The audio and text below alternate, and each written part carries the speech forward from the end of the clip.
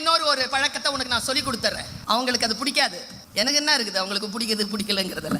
என் பிள்ளைகளின் மீது நான் கவலைப்படுகிறேன். உங்களை சொல்றேன், எப்படி தெரியுமா நடக்கணும்? எப்படி நடக்கணும்? இந்த 2 ஷோல்டர் இருக்குல்ல, 2 ஷோல்டர் பல நேரங்களில் உடல் பாரத்தை சுமப்பதினால் அந்த ஷோல்டரை நாம முன்னுக்கு அப்படி அப்படி வச்சுக்கிறோம். கிடையாது. இன்னில இருந்து என்ன பண்ணுங்க, இந்த 2 ஷோல்டரை தூக்கி பின்னால வீசுங்க.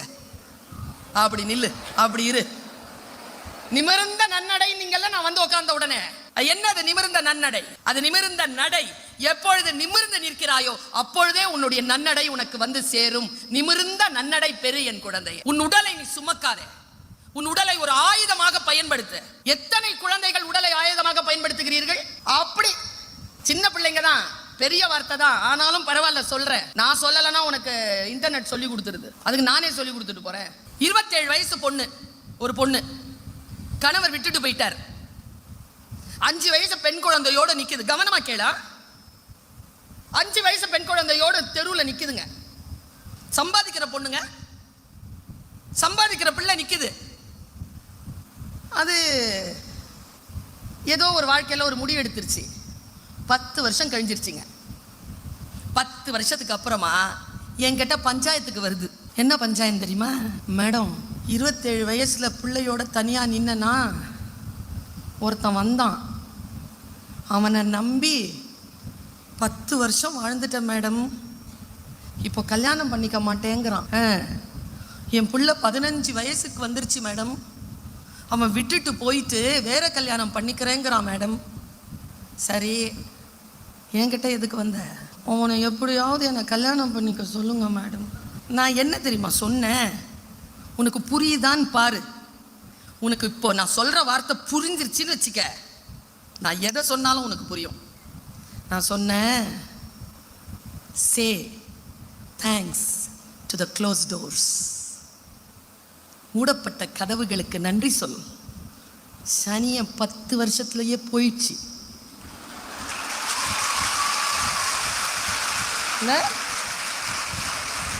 Say thanks to your closed doors. அது இருந்து இன்னும் உன்னை நாசமாக்காம இப்பவே கிளம்பி போறேங்குத. இல்லோ மேடம், நான் ரொம்ப அவரை நேசிச்சிட்டேன் மேடம். கவனி கவனியா கவனி. ஒன்றும் இல்லை, நீ அந்த அந்த பெண் என்கிட்ட பேசிட்டு இருக்கிறால, அந்த பெண் அந்த உணர்வில் நீ போய் உன்னை அட்டாச் பண்ணிட்டு நில். அப்போதான் நான் சொல்ற விடுதலையை நீ பெறுவாய். நீ பெறுவாய், அப்போதான் பெறுவாய். செக்ரட்டரி சார் யோசிக்கிறாரு, தப்பான ஆளை கூப்பிட்டோமோ, இது ஓவரா கதவு திறந்து விட்டுட்டு போயிருமோ, அதுக்கு தான் வர்றதே.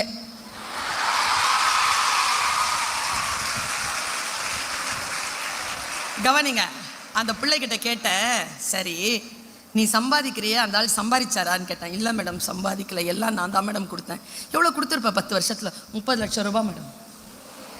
30 லட்சம் ரூபாவா? ஆமாம் மேடம். பார்த்துக்கோங்களேன், மாதத்துக்கு 30,000 ரூபாய்னா பார்த்துக்கோங்களேன். ஓ மை காட், இவ்வளோ கொடுத்துட்டியா? தப்பாச்சே, என்ன செய்யலாம்? சரி, ஒரே ஒரு விஷயத்த சொல்லு, நான் இந்த சமூகத்தில் இருக்க பிள்ளைகளுக்கு சொல்லணும். சம்பாதிக்கலை, உன்னை கல்யாணமும் பண்ணிக்கல, உன் படிப்பை அவன் பயன்படுத்தியிருக்கான், உன் உழைப்பை அவன் பயன்படுத்தியிருக்கான், உன்னை அவன் பயன்படுத்தியிருக்கிறான். அப்படி என்னதான் இருந்தது அவன்கிட்ட? அது சொன்ன நம்ம சொல்வோம்ல, இந்த மாதிரி வந்தா இப்படி பார்த்துக்கப்பான்னு சொல்வோம்ல, என்ன பார்த்து அவன்கிட்ட அப்படின்னு நான் அந்த அம்மா சொல்லிச்சிங்க ஒரு வார்த்தை. நான் தெருவில் நின்ன மேடம், பிள்ளையோட, யாருமே கேட்கல மேடம், அவன் மட்டும்தான் மேடம் கேட்டான். என்னது? என்ன கேட்டான்? சாப்பிட்டியான்னு கேட்டான் மேடம்.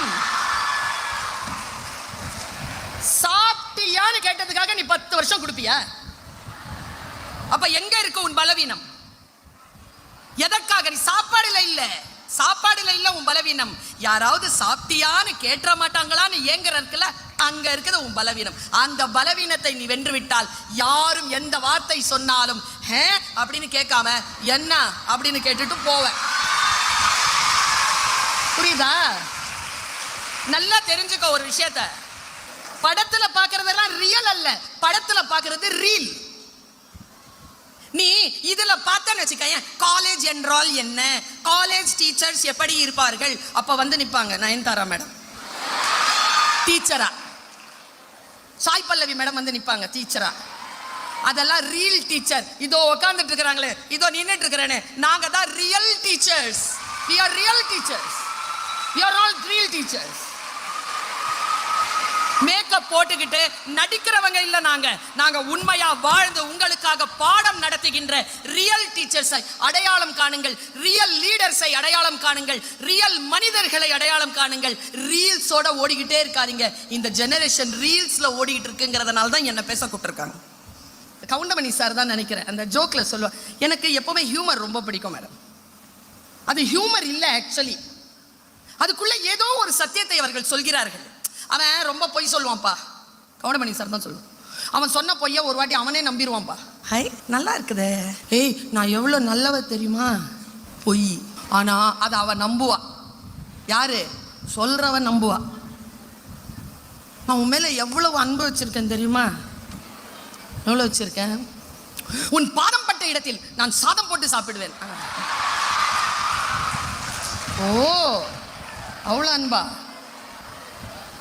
ஒரு அலுமினிய தட்டு கூட வாங்குறதுக்கு வக்கு இல்லை. உனக்கெல்லாம் என்னத்துக்குப்பா லவ்னு கேட்குற துணிச்சல் நமக்கு இல்லை. நாம என்று கேட்கக்கூடிய அந்த லெவல்ல இருக்கிறோம். அந்த லெவலில் சில பேர் இருப்பாங்க பாருங்க மேடம், உனக்காக எனக்காக நான் உயிரை கூட கொடுப்பேன். அப்புறம் சரி நீ உயிரை கொடுப்ப, நீ செத்துருவ, அப்புறம் நான் என்ன பண்றது, நீ செத்து போயிட்டேன்னு உக்காந்துக்கிட்டு இருக்கிறவா. என்ன வார்த்தைகள் இதெல்லாம். நான் சொல்றேன், இந்த வயதில் சில வார்த்தைகளில் மயங்காதீர்கள் குழந்தைகளை. சில பேர் பேசுவாங்க பாருங்க, உனக்கு எல்லாம் தெரியும், உனக்கு ஒன்றும் தெரியாது, உனக்கு கம்முன்னு. நான் தெரியாமத்தான் கேட்குறேன், தெரிஞ்சு கேட்குறான்னு அர்த்தம். கேளு. இல்லை நான் ஒரு விஷயத்த சொல்றேன், நீங்க தப்பா நினச்சிக்க மாட்டீங்களே. தப்பா நினைக்கிற மாதிரி ஏதோ சொல்ல போற சொல்லு. இந்த நிதானம் இருக்கா? ஒரு விஷயத்தை நின்று நிதானிக்கிறதுக்கு இருக்கா? நான் ஒரு புக்கை உங்களுக்கு சொல்றேன், முடிஞ்சா அந்த புக்கை லைப்ரரியில் வாங்கி வைங்க மேடம். கெவின் அப்படிங்கிற ஒருத்தர் எழுதியிருக்கார். அந்த கெவின் எழுதுற book Why Good People Have Always Bad Choices. ஏன் பேட் சாய்ஸஸ்க்குள்ள போயிடுறோம்னு சொன்னா, பேட் சாய்ஸஸ் நம்புறோம். ஏன் நம்புறோம்னு சொன்னா, மனசு முழுக்க பிளைண்ட் ஸ்பாட்ஸ் வச்சிருக்கோம். எது சொன்னாலும் புரியறதில்லை. பெண் குழந்தைகளா இருக்கிறதுனால வீட்டில் கொஞ்சம் செல்லம் இல்லையா? நீ இல்லைன்னு சொல்றல, அதுவே செல்லம் தான். ஏன்னா எங்களுக்கு தெரியும் எப்படி நாங்கெல்லாம் வளர்ந்தோன்ட்டு. ஏதோ ஒன்று அண்ணனோ அப்பாவோ அம்மாவோ ஏதோ ஒன்று, பொம்பளை பிள்ளைங்கிறதுனால கொஞ்சம் செல்லம் கொஞ்சுவாங்க. பாப்பான்னு கூப்பிடுவாங்க, செல்லோன்னு சொல்லுவாங்க, ராசாத்தின்னு சொல்லுவாங்க. அந்த வார்த்தைகள் நமக்கு சாக்லேட், பயங்கர சாக்லேட். அது ஆண்களுக்கு இல்லாத கொஞ்சுதல் வீட்டில் பெண்களுக்கு கிடைக்கிறது, அது எக்ஸ்ட்ரா சாக்லேட். நான் உங்க எல்லாருக்கும், உங்கள் வயதில் எனக்கு மகன் இருக்கிறான், உங்க எல்லாருக்கும் ஒரு தாயா நான் சொல்றேன், ஒரு அம்மாவா சொல்றேன். வீட்டில் ஒரு வேளை சாக்லேட் கிடைக்கலாம், எக்ஸ்ட்ரா சாக்லேட் கூட கிடைக்கலாம். ஆனால் இந்த சமூகத்திடமிருந்து சாக்லேட்டை எதிர்பார்த்து உன் வீட்டு வாசலை கடந்து விடாது.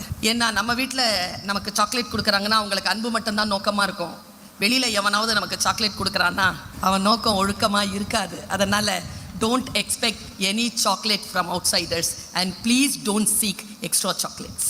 பல நேரங்களில் நாம் தவறுகின்ற இடம் என்னன்னு சொல்றேன், அதை மட்டும் நீ காப்பாத்திக்கோ. முதல்ல உனக்கு புரியுற மாதிரி சொல்லணும். வாழ்க்கை கல்வி என்கின்ற வாய்ப்பை நமக்கு தந்திருக்கின்ற பொழுது அந்த கல்வியை ஒரு பெண் எப்படி புரிஞ்சிக்கிறதுன்னு சொல்றேன். நீ என்ன வேணாலும் படிச்சுக்கோ. நீ பாட்னி, இங்கிலீஷ், ஜுவாலஜி, மைக்ரோபயாலஜி என்ன வேணாலும் படிச்சுக்கோ. Chemistry, political science, economics, commerce, computer science, business administration, computer applications, எது வேணாலும் படிச்சுக்கோ. இந்த தெளிவு உனக்கு இல்லைன்னு வச்சுக்கோயேன், நீ படிச்சிருக்கங்கிற தெளிவு உனக்கு இல்லைன்னு வச்சுக்கோயேன், நீ எந்த படிப்பை படித்தாயோ அதை வைத்து நீ பயன்படுத்தப்படுவாய். அதை வச்சு உன்னை பயன்படுத்துவாங்க. முதலில் மன சுதந்திரம் கொள், சுய ஒழுக்கம் கொள், சுய விழிப்பு கொள். இதுதான் வயது. என்ன எத்தனை வருஷமா உனக்கு தெரியும்? ஒரு வருஷமா இந்த கொல்லிக்கட்டையில் வர்றதுக்கு நான் 28 வருஷம் உழைச்சிருக்கேன். 28 வருஷம் கால் வீங்க வீங்க இந்த உலகம் முழுக்க பயணம் செய்திருக்கிறேன். அதற்கு பிறகுதான் ஒரு வருஷத்துல உன் கைக்கு வந்திருக்கேன். ஒரு நாள் இரவில் நான் பெற்ற பிரபலத்தால் இங்கே வரவில்லை. 30 ஆண்டுகளினுடைய உழைப்பினால் உன் முன்னால் நிற்கக்கூடிய தகுதியை நான் பெற்றிருக்கிறேன். என் புகழுக்கும் என் செல்வாக்கத்திற்கும் நான் விலை தந்திருக்கிறேன். அது என் காலம். இளமையிலேயே நான் சில விஷயங்களுக்கு நோ சொன்னேன். குழந்தைகளை, உன் வயதிலே நான் சில விஷயங்களுக்கு நோ சொல்லி இருக்கிறேன். இந்த வயதில் நான் சொல்லுவதை உலகம் எஸ் என்று கேட்டுக்கொள்கிறது. உன் வயதிலே நான் சில விஷயங்களுக்கு எஸ் சொல்லி இருந்தால் இன்றைக்கு நான் மக்கள் எஸ் என்று சொல்லக்கூடிய வார்த்தைகளுக்கு பேசுவதற்கான தகுதி இழந்திருப்பேன். இந்த அறிவு எனக்கு வந்திருக்கிறது. எதை சொன்னாலும் கேட்கக்கூடிய காதுகள் படைத்திருக்கிறீர்கள். உங்களை பார்த்து சொல்கிறேன், இன்றைக்கு நிமிர்ந்து உட்கார்ன உடனே அப்படி உட்கார்ந்தல அந்த வினாடியிலேயே வாழ்க்கையில 2 இன்ச் உயர்ந்திருக்க. முதல் ரகசியம் நான் சொல்ல வருவது கவனம். எந்த காலகட்டத்திற்காகவும் உன் கவனத்தை சிதற அனுமதிக்காதே. எதன் மீது கவனம் வைக்க வேண்டும் என்பதில் உறுதியாக இரு. இந்த வயது இருக்குல்ல, அது அவ்வளவு சீக்கிரமாக உன்னை கவனப்படுத்த விடாது. இந்த வயதுக்கு கவனஹீனம் ஒரு மிக முக்கியமான பலவீனம்.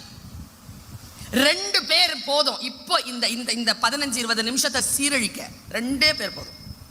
ஒன்னு வலதுபுறத்தில் உட்காந்துட்டு இருக்கு, இன்னொன்னு இடதுபுறத்தில் உட்காந்துட்டு இருக்கு. இது 2 தான் பேசும், அவ்வளவுதான். சில பேர் ரொம்ப கொடுத்து வச்சிருந்தீங்கன்னா பின்னாலேயும் உட்காந்துருக்கும். அது வாய் நிறைய குப்பை இருக்குமா, அந்த குப்பையை போடுறதுக்கு அது யாரு காதுல குப்பை தொட்டி இருக்குன்னு தேடும். நம்ம காது வசதியா கொடுத்துட்டோம்னா அதுல துப்பிடும்.